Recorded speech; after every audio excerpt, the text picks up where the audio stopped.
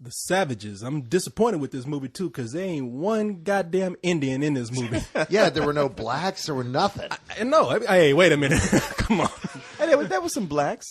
Remember that Nigerians, a bunch of Jamaicans and Nigerians working at the hospital. Oh yeah, like they all do. You want to find Nigerian or Jamaican? Go to the old folks' home. They're there.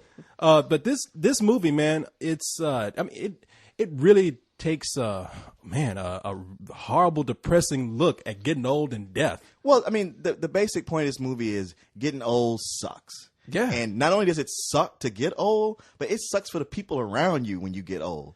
It's just like, you know what, for like Jim Morrison dying at such a young age, you go like, man, that guy really blew it. But I think he knew what he was doing. You know, the thing about this movie is it's one of those things that if you're out there and you're feeling too good about yourself and you're feeling too good about life and everything is sunshine and roses, this is the movie for you, because this is the movie in which two dysfunctional kids who hate their family have to go and pick up their father who abandoned them 20 years ago and watch him die for 2 hours. And pretty much that is it.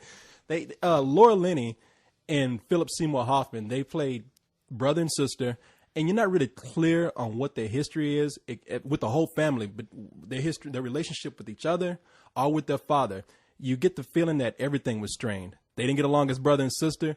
And maybe the dad, while he was there, was somewhat abusive. So it even sucks more that they got to go and pick up this guy, wipe his ass, and just wait for him to croak. Well, they don't have to. They just choose to do it. Yeah, and see that's kind of why I like the movie, because motivations really aren't clear. You feel like Philip Seymour Hoffman is doing it just because, well, he's been put into the legal position of doing it. Because this guy was staying with the dad, who's played by, what's that guy's name? I don't know that guy, but he was in that show Damages, which I loved. Yeah, and do you remember his name? No. But anyway, he's a great actor. He was great in his role. Hold on. There it is. Pop, there it is. The magic of editing. We can't ever remember names. We don't have to.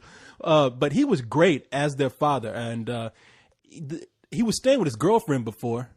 But once the girlfriend died, he was kicked out because what was going on? The girlfriend owned the home. Well, the family, we say girlfriend. I mean, his girlfriend was like 89 years old. Well, see, that was my question: is once you reach your 80s, can you still call her your girlfriend?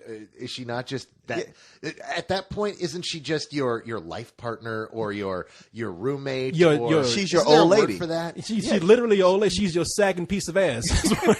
But so the family owned the home that they were staying in, so they kicked the father out. So Philip Seymour Hoffman kind of feels like, well, I'm legally obligated now to try and take care of my dad. I just can't let the guy die. But Laura Linney seems like she's doing it out of either trying to impress her father still, or there's some guilt going on, or maybe both. I feel like you're reading too much into this movie. I mean, like, they say the father was abusive, and yet, you know, they kind of talk around it, but you never really see that. And they are caring for him like he's a human being, so he couldn't have been that bad, or they would have abandoned him. I mean, you know, they love him like anybody who had a father from, you know, the 70s on down. He was probably an alcoholic or an abusive father. That's just the statistics of it. So that's your statistics, man.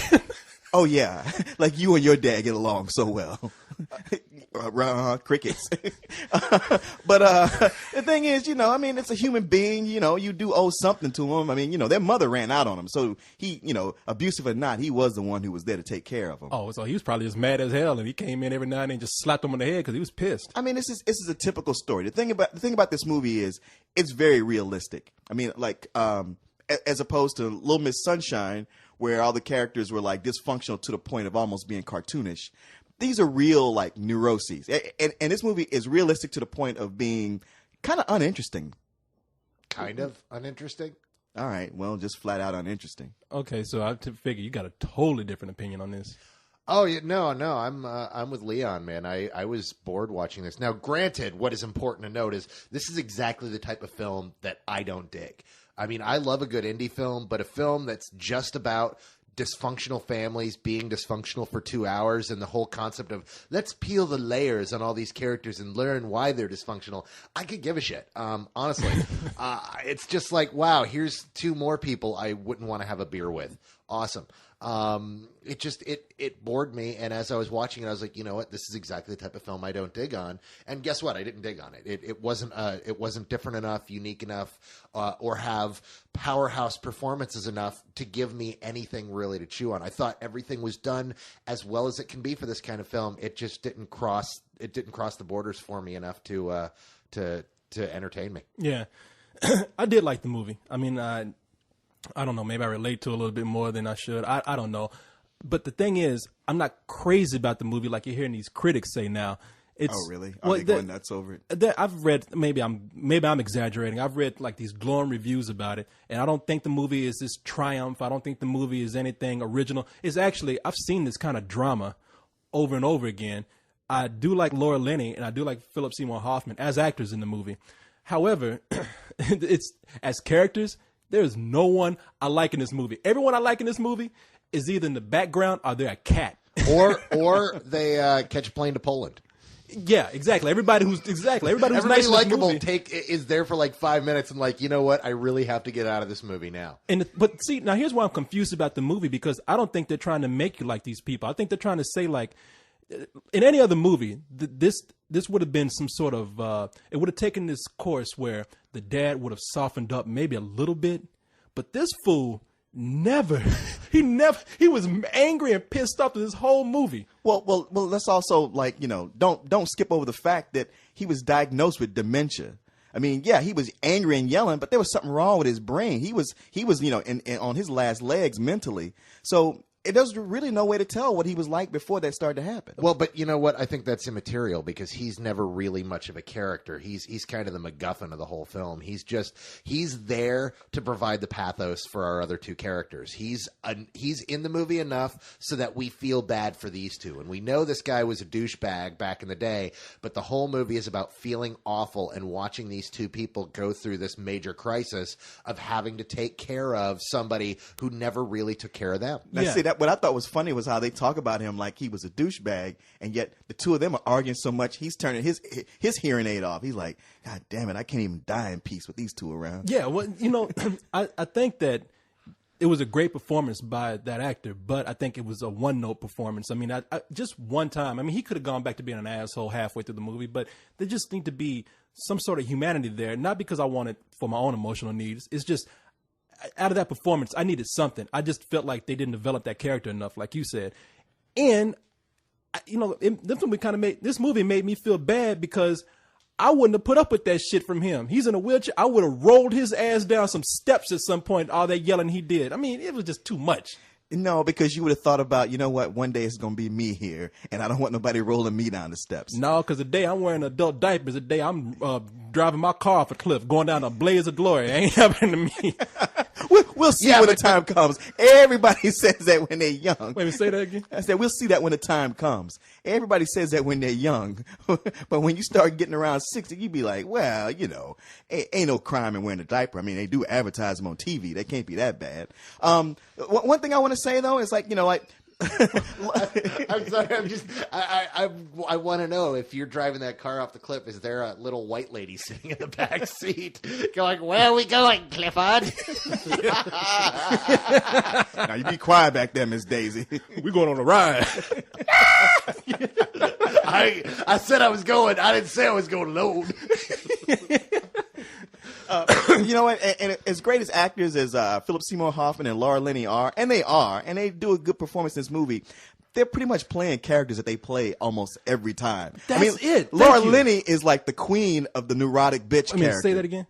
Laura Linney is the queen of the neurotic bitch character. I mean, she's that character in just about every movie she's in. Mm-hmm. And Philip Seymour Hoffman, you know, that kind of like dragon kind of, he's smart, but he's kind of slackery kind of dude. And same thing always. Now, I've really got to disagree with you there because, you know, in several of our other films, like Laura Linney, like in Love Actually, she was a dysfunctional person in an office, and in The Exorcism of Emily Rose, she was a dysfunctional lawyer. I mean, she really does have here. She's a dysfunctional playwright. See the range she has on here. She played 3 different professions in 3 different movies. That is incredible acting. I think she steered away a little bit in the Nanny Diaries. She was more neurotic in that than she was in most other movies. So, you know, but she was a neurotic mother. Exactly. Actually, hadn't done that before. Kudos to her. But well, and by the way, if they had some Batman diapers, you'd be wearing those today. You wouldn't even wait to get Do they over. make those? Because I'll go buy them right now. Wait again. Do they make those? Because I'll go buy them right now. Now, I mean, why wait? I can go now and avoid the rush. Now, we got through this whole fucking review without him bringing Batman into this once. And you got to bring up Batman. Well, he wanted to. I know, but he resisted. It's like the back signal might as well have been thrown up because he was ready to answer. But this movie, man, I did like it. I'm gonna give it. I'm gonna give it matinee because, like I said, I didn't really like these characters. I've seen this kind of story before, but I do like how honest the movie's being. Like they just don't care. They're gonna show you how ugly it is, and they're not gonna try and make it look nice whatsoever. See, you gave all the reasons why I'm gonna give this rental, and the thing is, what I got out of this movie was like it was very personal for the writer, who's probably the Laura Linney character and the brother, and I can see how it appeals to them, but I don't think it's got the universal appeal that they might think it does. And you got to admit that play that she wrote that they show, that thing was awful. Oh, with the little kid flying up on suspenders while the dad's still slapping the air.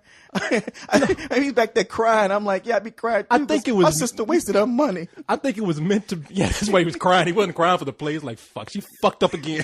No, I think that play was meant to be that bad to show you why she didn't get accepted for any other grants. But nobody called her out on it being bad. He's all like, it was beautiful. I liked it. Well, yeah, I think it's good. After all these years, he just gave up. He's just gonna be like, sure. I think you're reading into it. I think he's like, I'll be back to watch it. I think he ain't coming back. So. Oh, no, I've got to give it a rental as well. I mean, if you like Laura Linney and you like Philip Seymour Hoffman and this is your kind of film, yeah, you're going to find something to like in here. But there's nothing new. There's nothing incredible. There's nothing to really, call you out. If you missed this, you're not really missing an essential piece of either of their filmographies. It's just that film that will be, what was that? Oh, yeah. No, it's that film that critics are going to love and no one else is going to see. Yeah. And above all else, even if you love the movie, you got to admit, it's about 30 minutes too long. I really didn't notice because I was watching it in bits and pieces. So, I mean, you watch it in one sitting, so I'll give you that.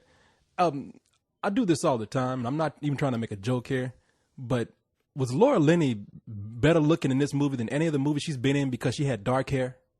I don't really agree with you. I'm right there with Leon. She was like much less attractive. Yeah, I mean, I was looking at her, and she's got a weird face because straight on, she's attractive, but profile, she's got a horrible profile.